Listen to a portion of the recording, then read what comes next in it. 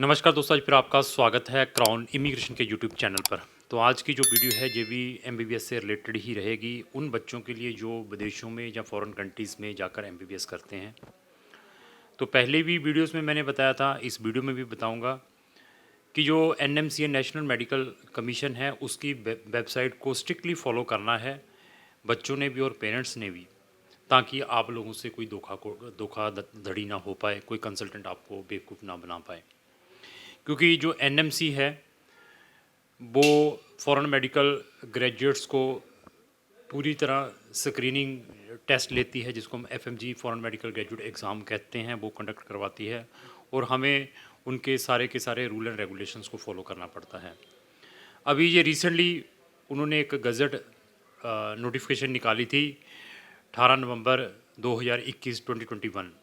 इससे पहले जो वहाँ का जो स्क्रीनिंग टेस्ट था वो उनकी जो रेगुलेशन 2002 को फॉलो करते थे।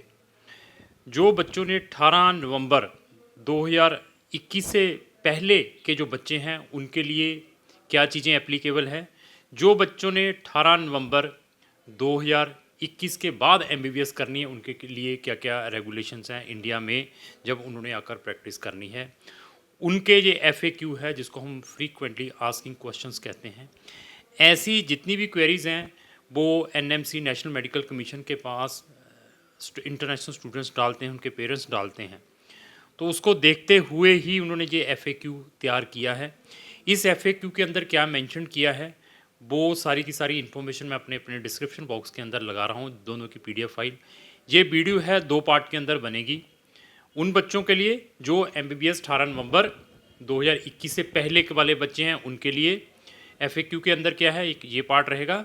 और उन बच्चों के लिए 18 नवंबर 2021 के बाद जो बच्चे फॉरेन कंट्रीज़ में जाते हैं उनके लिए इंडिया आने के बाद क्या चीज़ें एप्लीकेबल रहेगी उसको इन्होंने क्लियर करने की कोशिश की है। क्योंकि नंबर ऑफ़ उनके पास RTI पढ़ती हैं, RTI को देखने के बाद उनके पास जो ईमेल्स आते हैं, फ़ोन्स कॉल्स आती हैं, उसके बाद उन्होंने ये FAQ प्रिपेयर किया है। बट फिर मैं रिपीट कर रहा हूँ, पहली वीडियोज़ में भी रिपीट कर रहा हूँ, इसमें भी रिपीट कर रहा हूँ, एनएमसी नेशनल मेडिकल कमीशन की वेबसाइट को स्ट्रिक्टली फॉलो करें जिनका ड्रीम फॉरेन कंट्रीज़ में जाकर एमबीबीएस करने का है। तो आपको कोई भी पर्सन बेवकूफ़ नहीं बनाएगा, क्योंकि जो एनएमसी है वो रेगुलर अपनी वेबसाइट के ऊपर एडवाइजरी नोट अपडेशंस करती रहती हैं। आइदर वो डोमेस्टिक स्टूडेंट है जो एमबीबीएस इंडिया से कर रहे हैं या फॉरेन मेडिकल ग्रेजुएट हैं, उनको अपडेट करती रहती है अपनी वेबसाइट के ऊपर। तो आज की वीडियो में मैं उन बच्चों के बारे में डिस्कस करूंगा जिन बच्चों ने अपनी जो एमबीबीएस है ऑलरेडी कंप्लीट कर ली हुई है। कब से? 18 नवंबर 2021 से पहले उनके लिए क्या क्या एप्लीकेबल रहेगा इस FAQ के अंदर क्वेश्चनों के साथ मैं आपको बताऊंगा किस वे से आप इसको करेंगे। तो इसके अंदर सबसे पहले इसके अंदर उन्होंने लिखा है to whom do the screening test regulation 2002 apply. कहता है ये किन लोगों के लिए ये स्क्रीनिंग टेस्ट अप्लाई होता है 2002 वाला जो बना था, जो कि आज की डेट में गज़ट नोटिफिकेशन बन चुका है 18 नवंबर 221 में जो भी निकाला था उससे पहले वाले बच्चों के लिए। The foreign medical graduate who have acquired a foreign medical degree और primary qualifications as the case may be and the candidate who are pursuing their education in foreign institution prior to 18 November 2021। ये जो FAQ है जहाँ जो ये screening test regulation है 2002 उन बच्चों के लिए एप्लीकेबल है जो एमबीबीएस अपनी 18 नवंबर 2021 से पहले फॉरेन कंट्रीज़ में कर लेते हैं, उनके लिए ये स्क्रीनिंग टेस्ट रेगुलेशंस 2002 एप्लीकेबल रहेगा। उस 2002 स्क्रीनिंग टेस्ट रेगुलेशन में लिखा क्या है उसकी भी मैं PDF अपने डिस्क्रिप्शन बॉक्स में डाल रहा हूँ, वहाँ जाकर आप देख सकते हैं। उसके बाद क्या कहते हैं, what is screening test. Screening test का मतलब क्या है मैं फिर बता दूं, ये सिर्फ उन बच्चों के लिए एप्लीकेबल है जो अपनी एमबीबीएस 18 नवंबर 2021 से पहले फॉरेन कंट्री से कर लेते हैं। उस टाइम ये स्क्रीनिंग टेस्ट चलता था इंडिया में। The screening test commonly known as foreign medical graduate exams और FMG। Is exam conducted by National Board of Examination NBE करवाती थी टू डिटरमाइन द एलिजिबिलिटी और otherwise of candidate for his registration with the National Medical Commission और the State Medical Council and qualifying the same shall not confer any other right whatsoever on the जो भी है। अभी ये screening test है क्या? Screening test जिसको नोवाडेज foreign medical graduate exam कहते हैं, आने वाले टाइम में इसको नेक्स्ट एग्ज़ाम कहेंगे, नेशनल एग्जिट टेस्ट कहेंगे। तो पहले इसको वो स्क्रीनिंग टेस्ट कहते थे। उन्होंने बता दिया व्हाट इज स्क्रीनिंग टेस्ट। ठीक है, हो गया clear. When did the screening test regulation 2002 come into force? ये जो स्क्रीनिंग टेस्ट रेगुलेशन 2002 कब फोर्स में आया था? Screening test regulation 2002 came into 18 Feb 2002। ये 18 फरवरी 2002 को एप्लीकेबल हुआ था इंडिया के अंदर। जो बच्चे फ़ॉरेन से MBBS करके आते थे उनको ये टेस्ट देना पड़ता था। लेकिन जो दूसरा अभी आया है 18 नवंबर को 2021 को, वो FMG foreign medical graduate exam रहेगा। तो अभी what are the registration requirement for Indian citizen और ओवरसीज सिटीजन और Indian having an MBBS degree from outside? इसकी क्या रिक्वायरमेंट है? जो बच्चे MBBS आउटसाइड इंडिया से करके आते हैं। एन इंडियन सिटीजन और overseas citizen of Indian possessing a primary medical qualification awarded by any medical institution outside India who is desirous of getting provisional or permanent registration with National Medical Commission or State Medical Commission or after shall have to qualify FMG exam। उन्होंने इसके अंदर ये सारा का सारा clear किया हुआ है कि ये चीज़ें करनी पड़ेगी जो बच्चे आउटसाइड करके आते हैं 18 नवंबर से पहले। क्योंकि 18 नवंबर के बाद का जो रूल एंड रेगुलेशन आ गया वो बहुत स्ट्रिक्ट है। मैं फिर बार बार बता रहा हूँ क्योंकि उसके अंदर वो मैं FAQ मैं बाद में एक्सप्लेन करूँगा। उसके अंदर आपकी इंटायर स्टडी इंग्लिश मीडियम के अंदर होनी चाहिए और जहाँ से आप MBBS कर रहे हैं वहाँ में भी प्रोविज़न होना चाहिए कि आप वहाँ की कंट्री का भी मेडिकल रजिस्ट्रेशन से अपना लाइसेंस ले सकते हैं। ये सारी रिक्वायरमेंट है और आपने MBBS की डिग्री 10 साल के अंदर कंप्लीट करनी है। उसके अंदर बहुत सारी चीज़ें हैं उस गजट नोटिफिकेशंस के अंदर, उसी अकॉर्डिंग उन्होंने FAQ ये तैयार किए हुए हैं। What is meant by primary medical qualification? ये तो अंडरस्टूड ही करता है प्राइमरी मेडिकल जो है कि आपने जहाँ से अपनी कंप्लीट MBBS कर रहे हैं।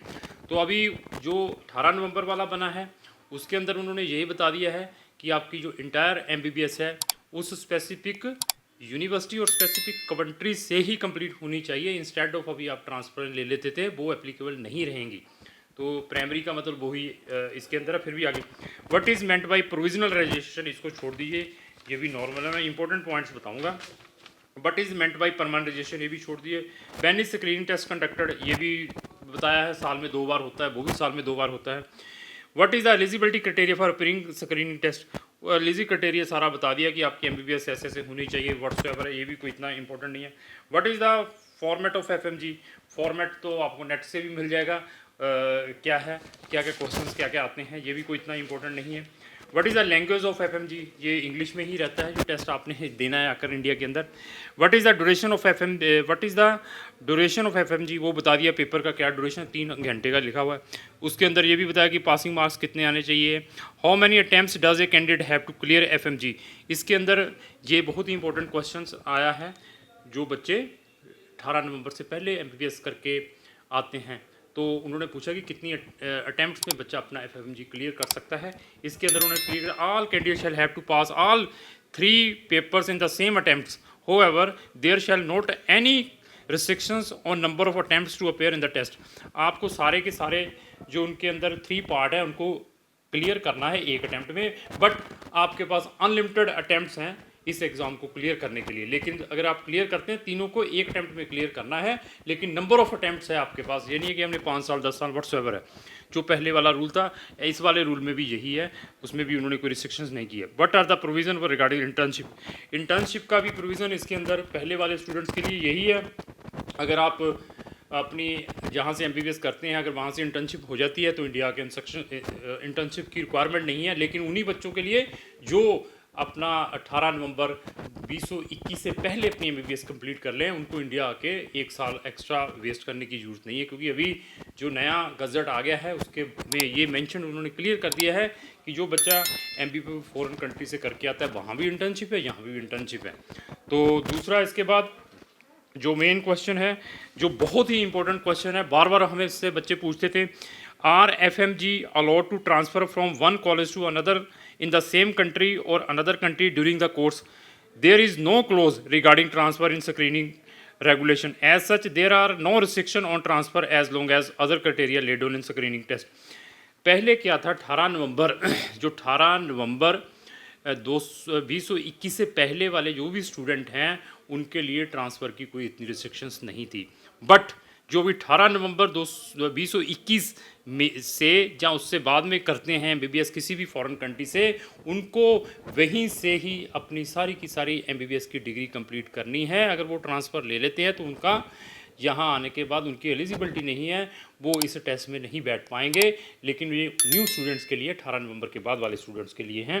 What are the provision regarding the online classes?